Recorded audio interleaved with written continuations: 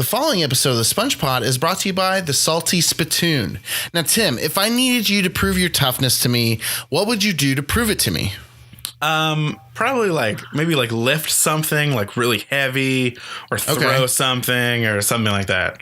Okay, so when I think of a tough person, when you think of a tough person, you think of someone who can is strong? Is that basically it? Yeah, like someone who's real strong and doesn't need to use violence, but can still be tough. Okay, so a pacifist that has he has the tools to mess you up, but he just doesn't use it, right? Correct. Yes. Okay. All right. Well, either way, whatever method you choose to use, make sure to check out the Salty Spittoon. Now, you're going to have to prove you're strong with Reg watching the front door, making sure that no weenies get in. The Salty Spittoon is a solid place in Bikini Bottom where you can get your tough on. Now, Tim, do you kind of think that the writers of SpongeBob have an insecurity with toughness? It seems like almost every one of their companies in the whole Bikini Bottom just deal with are you tough? Is this strange? Mm-hmm. Yeah, I think so. Oh, and that's the thing is they see SpongeBob they're SpongeBob and they have to they feel like they constantly have to prove their toughness. Yeah, true. They probably got bullied in high school, Yes. I'm sitting here, I'm all right, SpongeBob writers, sit on my couch. Were you bullied? Is there something and they would probably respond by, kind of going off on this, very challenging soliloquy about, oh, well, yeah, I never thought I was tough enough to win that wrestling tournament. Or I never thought I was tough enough to join the football team, and that really held them back. So that's why they kind of wrote in characters like Reg to make sure that, any sort of weird illogical justice that they did not have in high school, somehow found its way back into their work life. Yeah. Anyway, go back to go check out the Salty Spittoon for all your tough needs. Oh! And welcome to the SpongePod, the unofficial podcast of SpongeBob SquarePants, where we overanalyze every single episode and get down to the bikini bottom of your fan theories. I'm your host and in-house SpongeBob expert, Eric. Are you ready, Tim? Aye, aye, Captain. Okay, so I just want to quickly say that it is a law of the SpongePod that you as the first mate, you're excited about being on the SpongePod. So I'm sorry, I can't hear you. Aye, aye, Captain. Yeah, that's how government works. They get one result and then they say, I don't like that result. Give me a different one. And anyway, welcome to the SpongePod on this beautiful Saturday morning here. It is March 24th. Hope you're doing well, everybody. How you doing, Tim? Doing good.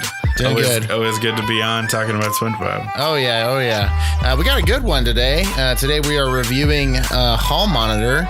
We afterwards we'll have a segment which we'll talk about a few more of those sponge words, those pesky words that these Bikini Bottomites use, just to try to clarify, open up the barriers of communication, try to figure out what they're saying.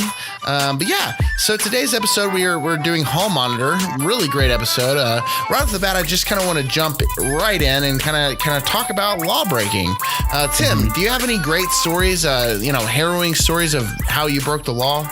Oh man, I wish I could say that I fought the law, but no fighting the law. Mostly just traffic tickets. So totally in that regard, the law won. Yes, it's 100%. Not even that it was you passively saw the law and you did not choose to fight it and saluted it. I was and then saluted it, and you're like, all right, I guess I'll just live here. I'm happy. You guys win. You did say some speeding tickets. Yeah. So how many speeding tickets? Just so we could get real personal here on the SpongePod. Actually, is it just the two of them? I think I have two. Are they both off your account? Do they not count towards your insurance anymore? One of them definitely. Oh, that's right. One of them was a warning. One of them's a warning, and the other one is off. Oh, Tim, you were the most pedestrian driver I've ever. Yeah, and you commuted to school. You drove 40 minutes away. Yeah, didn't you? Well, that's the thing is it's just kind of funny because one of the times I was stopped was justifiably. I was going very fast. Okay. Were you not very late, fast. traditionally, or because we all know you? Yeah. We all know you as the type that's never late. So were you just late that time? Oh, I was super late. Shouldn't have even gone late. And so I was doing 80 and a 55. Oh, Timmy. So they pulled me over, and then this one I actually think is really funny. I was driving. This is when I was working in Martinsville. And I was driving through. I remember it was a Tuesday night. I was working really late. It might have been around midnight or something. And I was at a stoplight, and that area in that right in there was 20 miles an hour. And I took off from the stoplight. Yeah. I took off from the stoplight and maybe went 30 miles an hour. Oh, okay. In just a dead town where there's no one, and the only person around was a police officer who was right behind me, who I couldn't see. That real jerk. Me. I know, they stopped me, and it was terrible. But I think that one gave me a warning for that one, so it's Tim, not too for bad. how long that story was, I was really hoping there's a twist at the end, he gave you a donut or something. That would have been it's just a standard speeding story, man. Come on, it's what really are you doing? lame. It's really lame. Then I found $20. Yeah. No, so I haven't broken a whole lot of laws. I have a few speeding tickets on my docket, but I will say the biggest law I've probably broken is copyright in terms of talking about SpongeBob. Something that Viacom openly owns. On a podcast. Between Saturdays. So. Anyway, we have a lot of these laws in place. They obviously help us. Some of them are disagreeable. But yeah, just something to keep in mind. I mean, how many laws have you broken? It's a great door, opener. If you're on a first date, a door opener. What am I talking about? A door opener, an icebreaker. Yeah, an icebreaker. No, it's a good icebreaker or a door opener, as I say. If you're on a first date or if you're trying to meet your neighbors, you want to talk about SpongeBob. So talk about SpongeBob while how you broke the law. Make sure to check us out on Twitter and Facebook at the SpongePod. Also YouTube, where we're putting up some videos. Check out YouTube. Make sure to send us some emails on the SpongePod at gmail.com. We'd love to hear your questions. Let's jump right into the episode. What do you think, Tim? I think that sounds like a great idea. All right. In Miss Puff's boating school, most of the room is bored out of their mind while SpongeBob is diligently studying. Miss Puff then states that she is going to announce the newest hall monitor for the day, while actively seeing on the list that SpongeBob is the next monitor to serve in duty. After attempting to pass the duty onto another student, it becomes apparent that SpongeBob is indeed the new hall monitor. SpongeBob accepts his duty and gives off an Oscar-worthy speech about how much honor and valor he finds in the position. Not keeping track of time, just as we see Pastor Rob Hoke do on many occasion, the bell for the end of the day rings, and SpongeBob is left upset that he was never able to properly serve his duty. Miss Puff, sympathetic to our hero, then allows SpongeBob to take the vest home with him.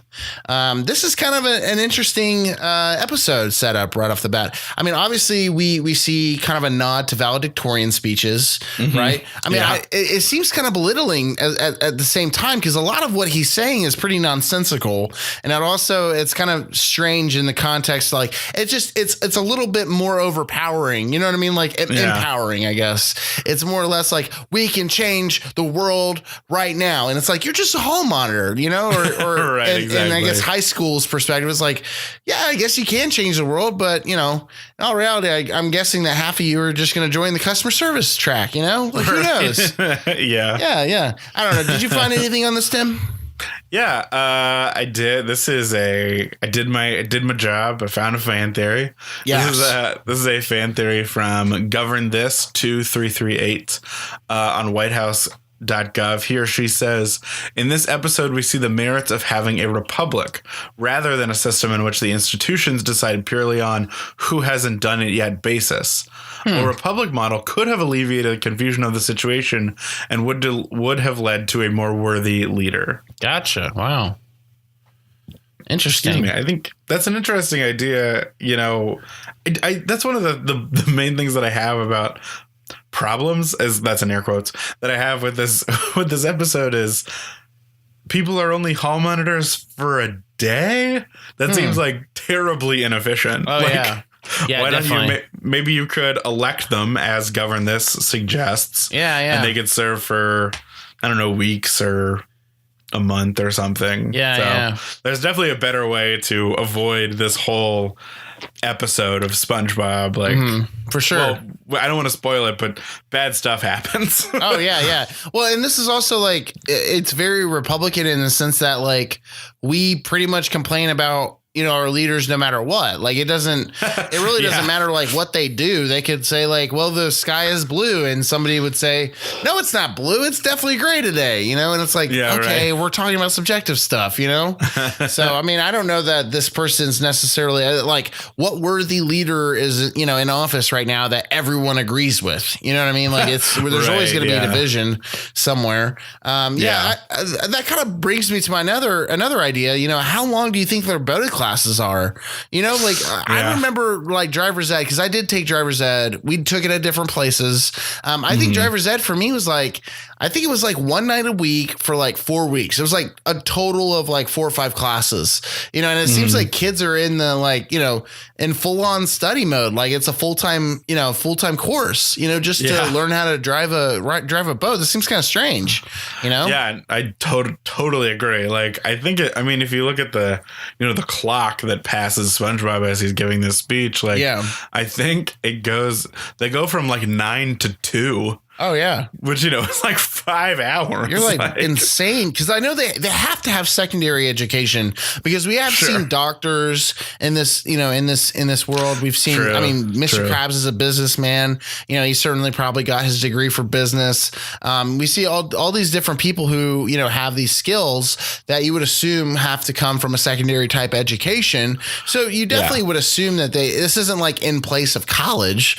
So it just seems kind of strange. I think the last thing that, you know, I have to say about this is like the age old question of like, how old is SpongeBob? You know, is he like in high school? Because like he has a full-time job in a house, you know, he has a pet, you know, he has you know, all kinds of stuff. Like how old could he be? You know, do you think he's like an equivalent to a human teenager? Do you think that he's like a young adult, like a 20 to, you know, 28, you know, type young adult? Yeah. Or do you think he's like a full on 35-year-old who just like should not be in this class? I kind of lean towards that last one, actually. Like, I feel like, I don't know, I could be wrong, but maybe SpongeBob is like, he's kind of like a parody of like people who like never grow up, really. Like, and I mean, there's a lot of amazing, great things about SpongeBob. That's the thing. Like, he has so many responsibilities. Like that's true. Yeah. I mean, he owns a place. Like there's all kinds of different things that I don't know. Yeah. You see him like mowing the sand and all that jazz. So he has these responsibilities. Yeah. All right. And pushing right on to the second act, SpongeBob takes his powers to the street where our hero agrees his duty still applies. He notices a 4-way stop with a broken light and manages the intersection, only to ultimately cause chaos and havoc as most of the cars end up crashing into each other. After traffic duty, our hero notices an open window and decides to teach the residents of the house a lesson by dressing up like a bandit and jumping in the window. The homeowners run away scared, and our favorite Sponge has made his point.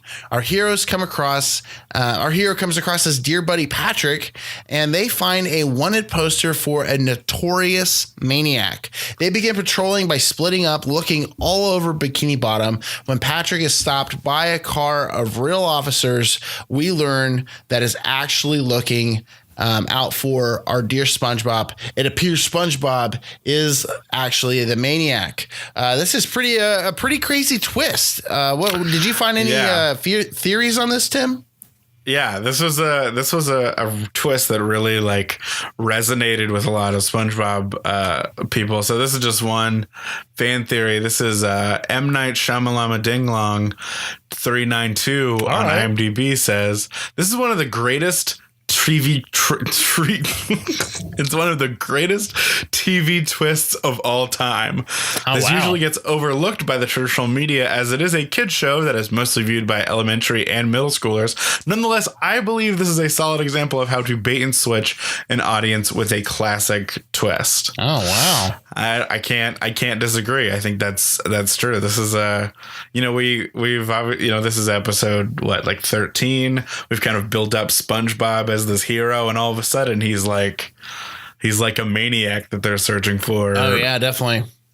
And he brings in the whole police department. It is certainly a twist because, I mean, right off the bat, you would assume that he's not doing a good job of being a hall monitor because he's, acting as a cop and he's, I guess a vigilante against crime. It's kind of a weird place for him to be. But you didn't, it's crazy how fast they organized.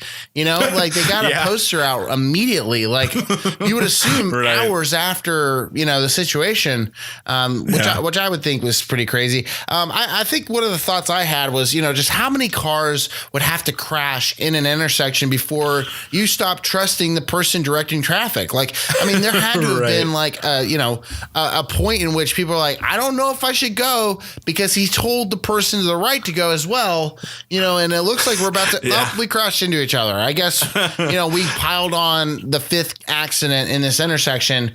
Hey, everyone behind me, stop trusting this sponge. He is not good at directing traffic. How many cars would you have to see in an intersection crashed before you yourself, who drives 80 miles an hour to get to school, obviously the most responsible driver I can think of. Like, how many crashes would you have to see before you're like, oh, I'm probably not going to go this way? Like, none. Like one, maybe. I don't know. Yeah. It is funny. It's funny to me that SpongeBob is wearing, like, he's obviously got the badge and sash. And I do wonder if there's like this element of like, well, he's wearing a uniform, so he must be correct. Like, just blind adherence to to authorities. Cops. Yeah. But anyway, I also thought it was interesting that, like, obviously SpongeBob is our villain in this episode. Like, it's very really strange. We rarely see SpongeBob. I mean, I guess, there are several episodes like coming up that we see that, but we rarely see that. And also we got to note there was another My Leg, which I think last time we promised a sound drop, which I still have not worked on. But another My Leg. This has to be like the second or third one that we've seen so far in episode or in SpongeBob. Yeah. Yeah. Well, anyway, before we talk about the third act, let's hear a word from our sponsors. So, dude, how many hot dogs do you think you could chug down your windpipe, brah? Windpipe. Depends. Maybe 3 or 4. Gnarly. Okay. Well, how many steel titans you got to jam me down that sandy sand? Sandy sand. I'm not 100% sure what steel titans are. Gnarly. Okay. Well, steel titans, those are those brewskis. The yellow liquid that makes you fly. The yellow liquid that makes you fly. Gnarly. Okay. I don't know if I got a couple hot dogs in me. Maybe a couple. Okay. Sure, Okay. Righteous. Do you like it when your wave horse flip it up into shape?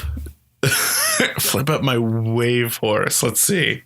Yeah. Okay, so a wave horse must be like a surfboard. Gnarly, definitely. Righteous. Not very experienced with the old wave horse. No wave horsing, brah? No, not very experienced with it. That is totally not tubular. My broski. Yeah. I'm a little lame. I don't do the wave horse. Gotcha. Well, if you ever want to, make sure to check out the Goo Lagoon, and that way you can get your steel titans on your wave horse and make sure to shimmy down some hot dogs down your mouth pipe. Sure, whatever. Check out the Goo Lagoon for all your ranching needs. That was incoherent at best. Yeah. I think that's our true strong suit. Incoherent at best. All right. Welcome back to the SpongePod. I hope you enjoyed those messages from our advertisers. They were pretty good, weren't they, Tim? Yep. It's always good to, support as many Bikini Bottom businesses. They keep us afloat. Definitely. They do keep us afloat. They do keep us afloat. Accidentally a joke. Yeah, definitely. No, that was written. That was written on the Google Doc. Didn't you see right, that? That was on the script. Excuse me. Gotcha. All right. Well, let's jump right into the third act. After Patrick reports to SpongeBob how scared he is of the vandal, SpongeBob requests to meet up with him. Once they get within the vicinity of each other, Patrick then notices the bandit in front of him. SpongeBob thinks that the vandal is directly on top of him, and he tries to juke and speed out of the way, but fails to do so. After jumping into a mailbox, it suddenly comes over SpongeBob that he is in fact the vandal. The actual police come to the scene in an attempt to arrest our hero for the havoc he has caused, and Miss Puff arrives to shun our hero, who is now turned felon. She, not knowing the crowd of police surrounding her, accepts all responsibility for SpongeBob, and she is the one who gave him the hall monitor vest. And the police arrest her. Later on, Miss Puff is teaching her class from a live video feed from jail and requests to see SpongeBob when her sentence is served. Now, something right off the bat, like she gets like 6 months, I think, right off the bat. Like she says in the video feed, she's like, "I will see you in 6 months." Like, is this how justice is served? Like, if I were to provide you with, a shovel and you were to like dig up, dirt right next to like Wendy's and say, "Hey, I'm a McTimmy," you know what I mean? Like, yeah. And you were to like basically steal that land from Wendy's, like, would I get in trouble for giving you the shovel? Like, is that, and on top of that, would it definitely merit 6 months? Especially like she gave him an article of clothing, you know what I mean? Like something that you could easily get at like a Halloween costume shop. There are a ton of kids that are like policemen for Halloween or for dumb videos when they're kids. And it's not like, I guess they aren't necessarily impeding traffic or impeding the society, but by all means, it's not like a crazy offense. I think it's really funny because it goes back to like SpongeBob being a villain, right? Like, so he's kind of like the villain of this episode. This makes him even more the villain. Like he gets off scot-free. Like, and Ms. Puff is in prison for 6 months. Like there's no redemption here. The redemption here is like, don't trust SpongeBob. Right. Yeah. Everyone should know that by now. Yeah. And he even like broke another crime in a sense of like messing with mail. Isn't that a federal offense? I think to mess or tamper with like a mailbox, I'm pretty sure that is a federal offense. Yeah. That SpongeBob is rebellious in this episode. Did you find any fan theories on this? So this one is from Slem Loser 3928 on MySpace. Says, "This is why SpongeBob is always in driving school and can never pass. This incident meant that SpongeBob would never receive equal treatment as Miss Puff's student, and he would actually need to move to a different city in order to get a driving license." Interesting. Or a boating license in this case. Yeah. Yeah. So I think that what they're saying is this is where Miss Puff's animosity towards SpongeBob originates. Because he, like, right off the bat, he says, like, "I want to give a speech." And the way she like looks at him at that moment where she's like, "You're not going to make this easy for me." And like, I think right off the bat, he gives credit to Miss Puff saying like, "I wouldn't be here without Miss Puff." And she's like, "Give me a break. Give me a break." Yeah. Yeah. You're like, she hates this guy. And it makes sense. I mean, he like crashed. You have to presume that he's crashed that boat like 800 times. And she's had to go to the hospital like numerous times. Like her health insurance is crazy. Through the roof. Yeah. Like, there's no way that she's not like paying this off for the rest of her life, and it's all because this like debatably middle-aged sponge is like still in her driving class. Like, it kind of makes sense why she has so much resentment for him. Much less now having to pay whatever fine she'll have to pay in legal fees and spending 6 months of her life, locked up for giving a guy a garment of clothing. Yeah, I do feel like there should be some sort of like legal recourse where Miss Puff can just like not accept SpongeBob into boating school anymore. Yeah. Like, you should just be able to be like, no. Absolutely. Especially when you just serve 6 months of jail time for it. Yeah, definitely. I agree with you. That's insane. Well, anyway, that was the insane episode of Hall Monitor. Hope you enjoyed it. Let's jump right into Sponge Words. Today, our 2 words. Well, let's just do them one at a time. The first word we got is a word that we hear quite often when somebody's calling somebody a name. We hear kelp for brains. And this is a word, you know, I don't remember the last time I heard it on SpongeBob. It's probably Squidward. But he's like, what are you doing there, you kelp for brain? You know, what do you think of this? This is kind of a weird term, you know, because kelp is obviously used to eat. You know, it kind of reminds me of like kale, I guess. I don't know. I mean, what do you think? It is a leafy green vegetable. Oh, well, I mean, you know, normally, like, you know, it kind of comes from like the original term of like, you know, like poop for brains kind of. And so like that kind of makes sense because like poop is worthless, if that makes sense. But kelp is like it probably feeds half of Bikini Bottom. Oh, for like, sure. Why are they disparaging kelp? Yeah. No, yeah, that, and it's like, you know, you're the vegetarian in this conversation. Like, I mean, does this like offend you in any different way? Yeah, a little bit. I don't know. Like I guess I'm more maybe like if I were to call you like a grass for brain, you know? Yeah, or like you're not. That's a derivative. Like you're not even eating grass. You know what I mean? Right. But I mean, that would be, I guess, the equivalent of like what we see here in our reality. Yeah. If you said like tofu for brains, tofu I don't know, for that'd brains. be kind of, yeah. I'd be like, what's wrong with tofu? Yeah. I just imagine, you know, what's wrong with kelp. So for sure. No, it's just it's a weird conversation to have in general. I mean, in total, it's a weirdo. Yeah. And the other one that I wanted to talk about is fish paste. Now, this is even more weird. Excuse me. This is even more weird in my opinion, just because like fish paste is like, I mean, you know, they say it as like, dang it. You know what I mean? Like you stub your toe, fish paste. You know what I mean? Fish paste. Like, what do you think? What do you think fish paste specifically means in this regard? Like, do you? Well, yeah, and like, let's break it down. Where does fish paste come from? Like, is it specifically like it kind of reminds me of like skin glue in our regard. You know what I mean? Like the fish gets a cut and then he uses fish paste, but like it also kind of sounds close to tartar sauce in a different way. You know what I mean? Like, I don't know. What do you think? You know, it would be like kind of a really dark interpretation of it would be like, all right, good dark. You know, so like, you know, fish paste is like a thing that exists, I think, and it's just like made of ground up fish. Yeah.